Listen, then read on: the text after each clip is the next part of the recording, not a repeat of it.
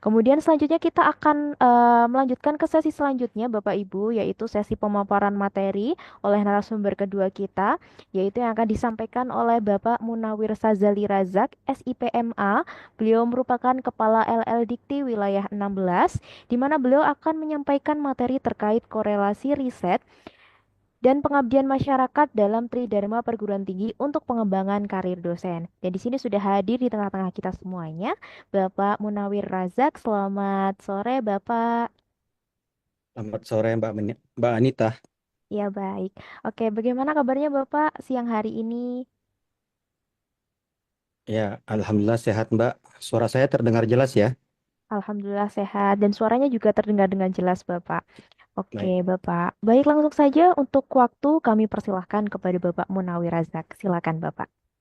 Baik, terima kasih Mbak Anita.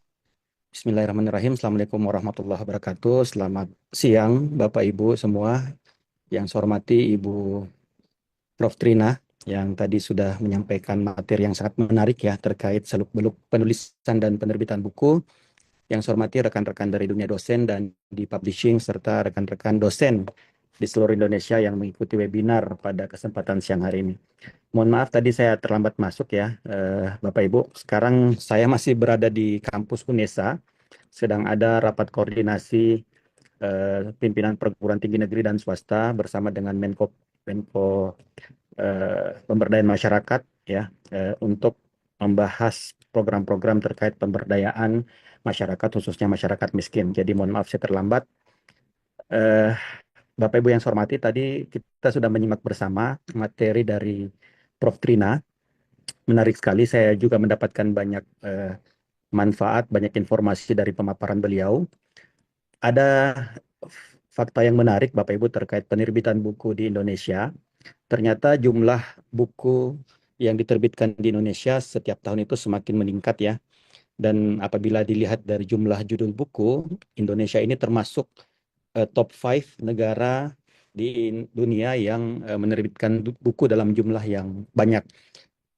Data yang saya dapatkan di tahun 2022 sendiri, ya kita Indonesia menerbitkan 159.000 judul buku dan itu terus meningkat ya dibandingkan tahun 2018 misalnya kita hanya menerbitkan 78.881 judul buku. Artinya peningkatannya sangat cepat ya dalam beberapa waktu.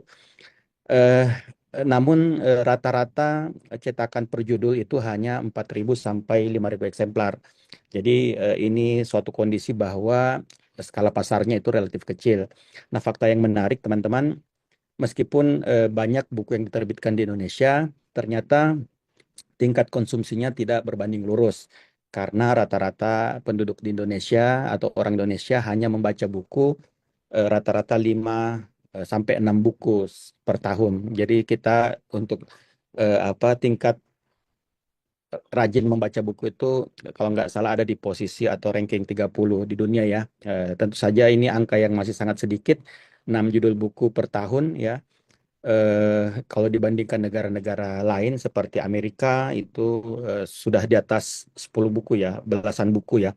Inggris itu 15 buku, India 16 buku. Jadi ini mungkin PR bagi kita bagaimana tidak hanya memperbaiki kualitas penerbitan buku, tidak hanya meningkatkan eh, jumlah buku yang diterbitkan, tapi juga PR kita adalah bagaimana meningkatkan minat baca penduduk di Indonesia.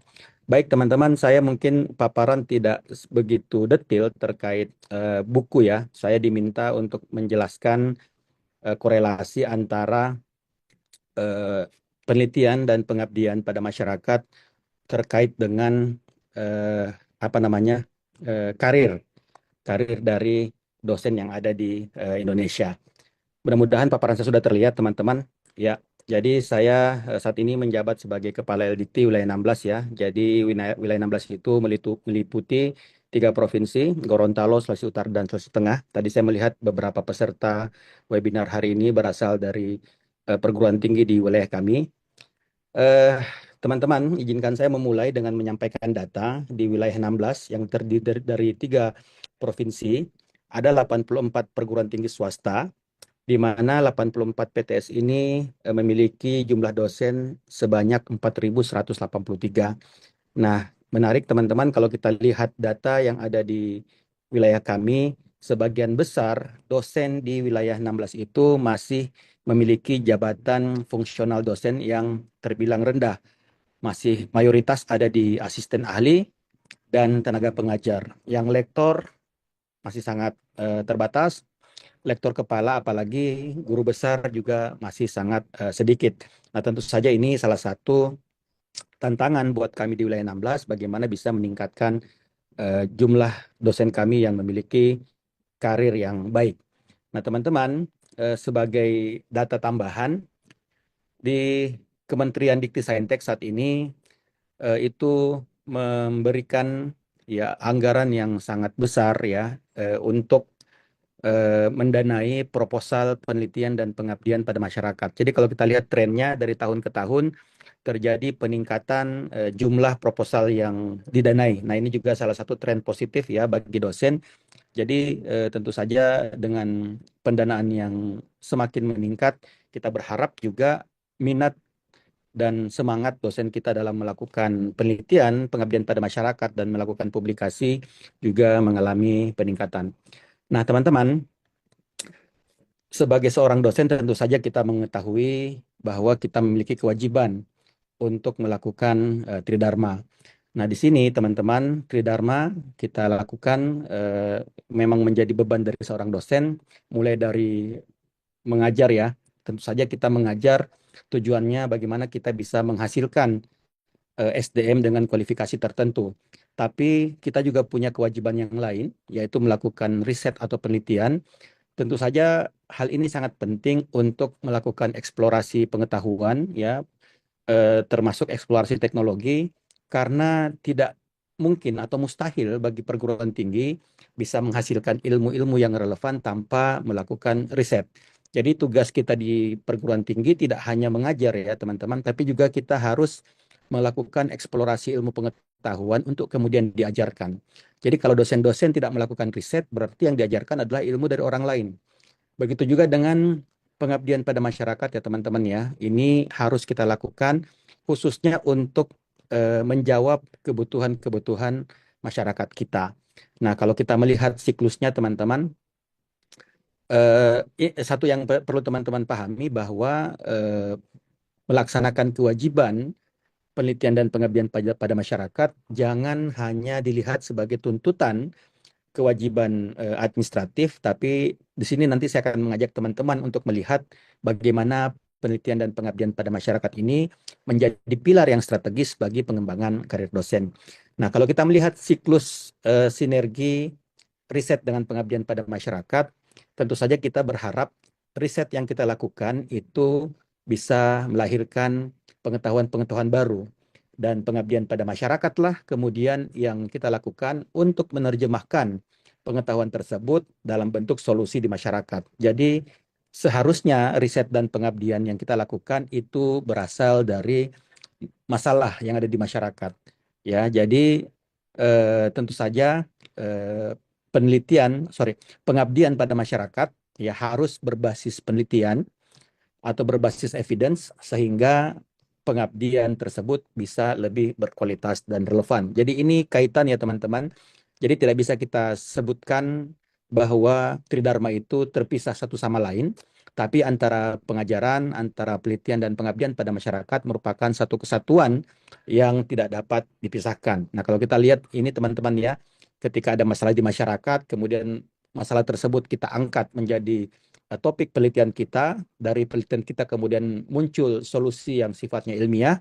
Nah, solusi tadilah yang kemudian kita sebarkan kepada masyarakat, kita terjemahkan kepada masyarakat dalam bentuk program pengabdian pada masyarakat. Nah, ini tentu saja akan relevan kalau dia berbasis riset. Dan dari sana kemudian dari program PKM kita harapkan ada umpan balik, dan dari umpan balik tadi kita akan menerjemahkannya lagi menjadi riset eh, lanjutan. Nah, ini siklusnya teman-teman ya. Kemudian teman-teman mungkin masih mengingat ketika kita melakukan program transformasi perguruan tinggi, ada 8 indikator kinerja utama yang diwajibkan kepada perguruan tinggi, baik negeri maupun swasta, ada 3 yang berkaitan dengan kualitas dosen dan pengajar. Nah, di sini kita bisa lihat IKU yang kelima, salah satu indikasi perguruan tinggi itu berkinerja atau tidak adalah ketika dosen-dosennya produktif.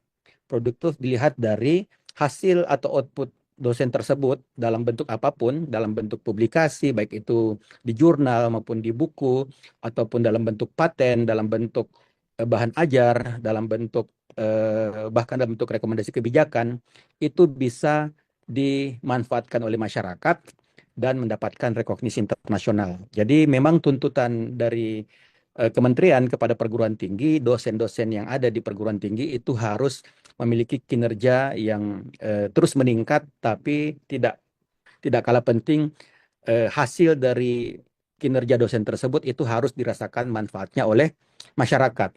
Nah, teman-teman mungkin sekarang mendengarkannya bahwa kementerian kita, Kemdikti sudah meluncing program Dikti berdampak pada tanggal 2 Mei 2025 yang lalu ketika kita memperingati Hari Pendidikan Nasional. Nah, program ini tentu saja teman-teman, kita ingin merubah paradigma yang saya sampaikan tadi bahwa riset dan pengabdian pada masyarakat bukan hanya sebagai kewajiban administratif bagi seorang dosen, tapi harus kita ubah menjadi bagaimana seorang dosen itu memiliki kontribusi yang nyata dalam memecahkan masalah yang ada di masyarakat dan mendukung pembangunan nasional. Nah, tentu saja teman-teman, nah sekarang kalau teman-teman membuat proposal untuk penelitian dan pengabdian pada masyarakat yang didanai oleh kementerian, itu peluangnya untuk mendapatkan pendanaan jauh lebih besar kalau usulan penelitian teman-teman itu dikaitkan dengan persoalan-persoalan atau hambatan-hambatan, tantangan-tantangan yang ada di daerah sekitar perguruan tinggi teman-teman. Nah, begitu juga tentu saja dengan luaran dari penelitian yang berdampak yang teman-teman lakukan itu akan berdampak pula pada reputasi akademik dan juga pada akumulasi angka kredit teman-teman dosen dalam mengejar karir sampai dengan jabatan tertinggi yaitu guru besar. Nah, dalam program Dikti berdampak, izinkan saya untuk menyampaikan eh, secara singkat ya, ada beberapa bidang fokus yang menjadi eh, fokus kita dalam melakukan penelitian. Jadi ada RIRN ya, Rencana Induk Riset Nasional sampai 2045, ada 8 eh, bidang penelitian yang menjadi fokus kita, mulai dari pangan, energi, kesehatan, transportasi, kemudian rekayasa, keteknikan, Hanka, maritim, sosial humaniora, dan multidisiplin lainnya. Dan di sini teman-teman bisa melihat ya, ada banyak tantangan di negara kita, tantangan dan juga kebutuhan yang kita inginkan itu diselesaikan melalui pendekatan riset dan pengabdian pada masyarakat. Tentu saja kita bisa lihat ya, yang paling penting dari riset itu adalah bisa dihilirkan, bisa dimanfaatkan oleh masyarakat kita. Nah, dari program Dikti berdampak ini teman-teman, ada 5 perilaku kunci yang perlu kita pahami bersama. Jadi untuk mewujudkan Dikti berdampak, yang pertama kita harus fokus pada hasil dan dampak. Jadi fokus pada outcome dan impact. Jadi kita tidak boleh lagi cukup puas dengan laporan kegiatan dan angka-angka luaran atau output saja, tapi yang penting sekarang kita tanyakan kepada diri kita, apakah riset yang kita lakukan itu betul-betul memberikan dampak bagi masyarakat? Apakah ada perubahan nyata yang memberikan manfaat dan maslahat bagi masyarakat? Perilaku kunci yang kedua adalah riset dan inovasi yang kita lakukan harus menjawab masalah nyata. Jadi kita akan mendorong riset yang dilakukan oleh dosen dan peneliti berakar pada tantangan yang dihadapi Indonesia. Mulai dari ketahanan pangan, mulai dari kesehatan masyarakat, ya stunting, ya transisi energi, hingga adaptasi perubahan iklim. Yang ketiga, kita harus memastikan ilmu pengetahuan dan teknologi harus menjadi solusi sosioekologis. Nah, di sini harus kita pahami teman-teman ya, bahwa ilmu itu bukan hanya milik laboratorium. Ilmu itu harus hadir dalam kebijakan publik dan keseharian warga. Jadi kita harus betul-betul memastikan ilmu pengetahuan yang kita kelola di perguruan tinggi itu harus dirasakan dampaknya oleh masyarakat. Jadi jangan sampai kemudian perguruan tinggi menjadi menara gading yang sibuk dengan pengelolaan teori dan pengetahuan tapi lupa memberikan dampak pada masyarakat. Yang keempat, teman-teman, kita perlu melakukan hilirisasi riset untuk kesejahteraan. Jadi harus ada sinergi antara hasil riset dengan dunia industri, UMKM, bahkan koperasi. Yang perlu kita sepakati bahwa teknologi bukan untuk dipamerkan, tetapi untuk digunakan dan dimanfaatkan seluas-luasnya. Jadi ya pameran teknologi itu penting, tapi yang harus kita lakukan memastikan bahwa teknologi yang kita pamerkan itu juga dimanfaatkan oleh masyarakat. Nah, yang terakhir, yang tidak kalah penting, evaluasi harus dilakukan secara terbuka dan akuntabel karena di sini kita tidak hanya mencari kesempurnaan, tapi yang perlu kita lakukan adalah perbaikan berkelanjutan. Di sini dibutuhkan keberanian untuk mengakui apa yang belum berhasil dan sama-sama kita mencari jalan keluarnya. Jadi 5 perilaku kunci ini teman-teman yang saya harapkan teman-teman dosen dan peneliti bisa memahami dan kemudian menjadikan kiblat ya, menjadikannya acuan dalam melakukan penelitian dan pengabdian pada masyarakat. Nah, sekarang teman-teman, saya rasa di sini kita semua paham ya bahwa eh, riset dan pengabdian pada masyarakat itu memiliki posisi yang sangat strategis dalam peningkatan karir dosen. Bagi seorang dosen yang ingin naik ke asisten ahli dan lektor, tentu saja harus memiliki syarat khusus yaitu jurnal yang minimal terakreditasi Sinta 5 dan Sinta 6. Begitu juga yang mau naik lektor kepala itu minimal Sinta 1 dan Sinta 2 dan begitu ingin menjadi profesor naik ke jenjang jabatan guru besar, maka tentu saja syarat khususnya itu harus dipublikasi ilmiah di jurnal internasional yang terindeks Scopus. Nah, kemudian luaran-luaran dari riset yang teman-teman lakukan, baik itu buku ajar, buku referensi, hak cipta, paten, teknologi tepat guna, modul, apapun itu kemudian bisa menjadi penambah untuk angka kredit teman-teman. Dan berdasarkan data teman-teman dari Kemdikbudristek, 72% kenaikan jabatan fungsional dosen kita itu dipengaruhi langsung oleh capaian riset dan pengabdian pada masyarakat. Jadi di sini kita sama-sama sepakat ya bahwa teman-teman dosen yang ingin naik karirnya itu tidak boleh fokus hanya pada tridharma yang pertama, yaitu melakukan pengajaran, tapi melakukan riset dan pengabdian juga merupakan komponen penting yang teman-teman harus berikan perhatian yang besar untuk meningkatkan karir dari teman-teman dosen.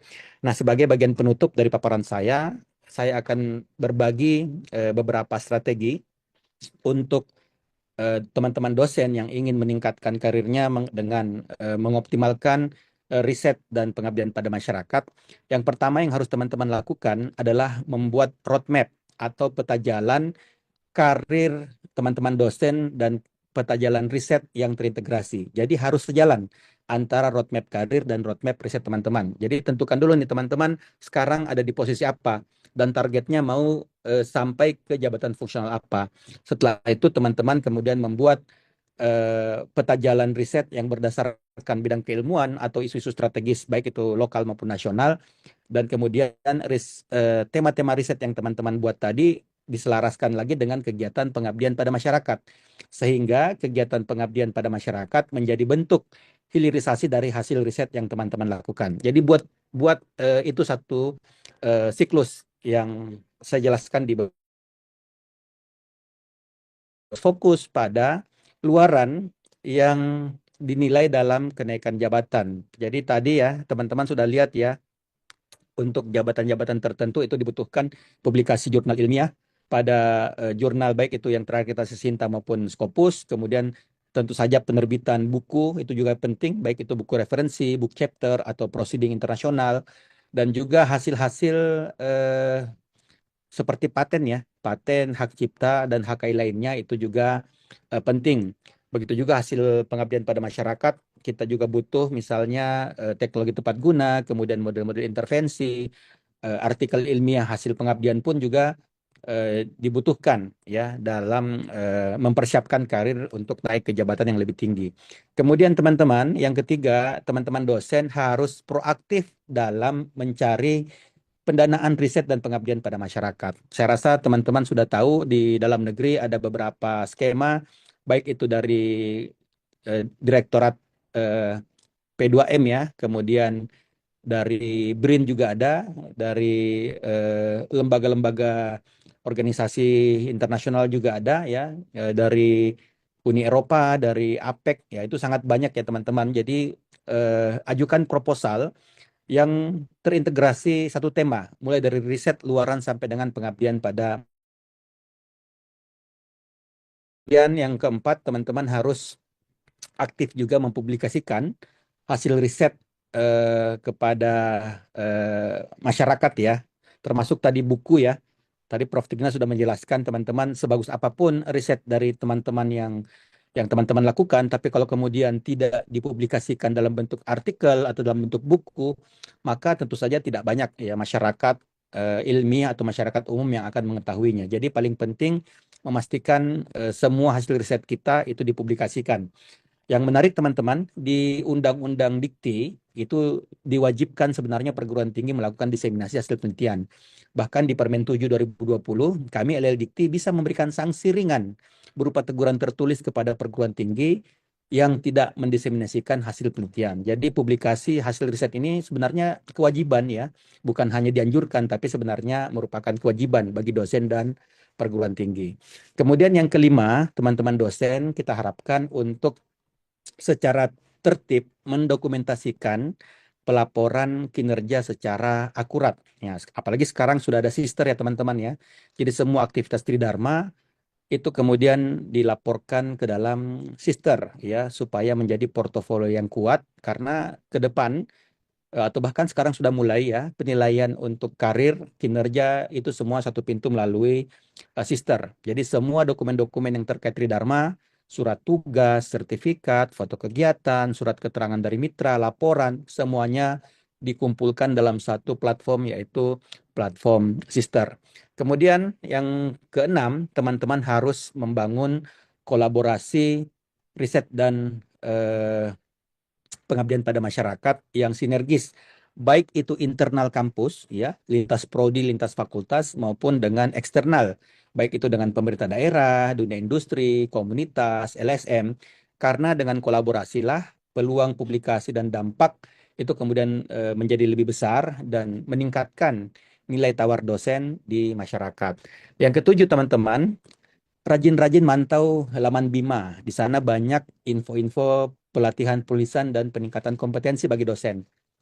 Eh, Sering-sering ikut ya penulisan pelatihan tulisan artikel ilmiah. Jadi ini full dibiayai oleh kementerian.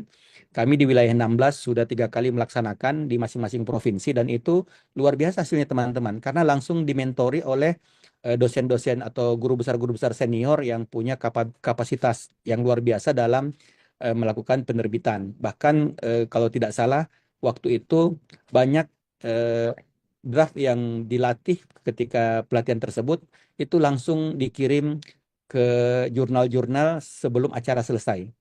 Nah, jadi langsung praktek, langsung kirim bahkan langsung dapat surat ini ya bukti submitnya langsung dapat. Nah, kemudian yang kedelapan, teman-teman dosen harus menerapkan prinsip dampak dan keberlanjutan. Jadi kegiatan pengabdian pada masyarakat yang disusun atau yang diusulkan harus betul-betul punya dampak nyata. Nah, tentu saja perlu kita juga mendokumentasikan ya testimoni-testimoni dari stakeholder kita, baik itu dalam bentuk surat rekomendasi dari mitra-mitra kita itu perlu kita simpan juga untuk evidence.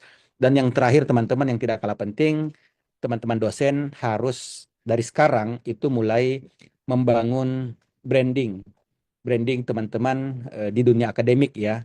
Misalnya mempublikasikan hasil penelitian dan PKM-nya melalui media sosial akademik, baik itu LinkedIn, di Orchid, kemudian di ResearchGate ya, atau kemudian menjadi narasumber-narasumber atau pelatih atau coach yang terkait dengan keahlian riset dan pengabdian teman-teman. Karena dengan branding tersebut itu sangat membantu ya teman-teman ya dalam membangun jejaring dan memperkuat peluang kolaboratif yang baru. Jadi 9 poin ini yang bisa kami bagikan kepada teman-teman ya untuk meningkatkan atau mengoptimalkan kewajiban, ya, quote on quote kewajiban riset dan pengabdian pada masyarakat itu bagaimana dimanfaatkan, dioptimalkan bagi peningkatan karir rekan-rekan dosen.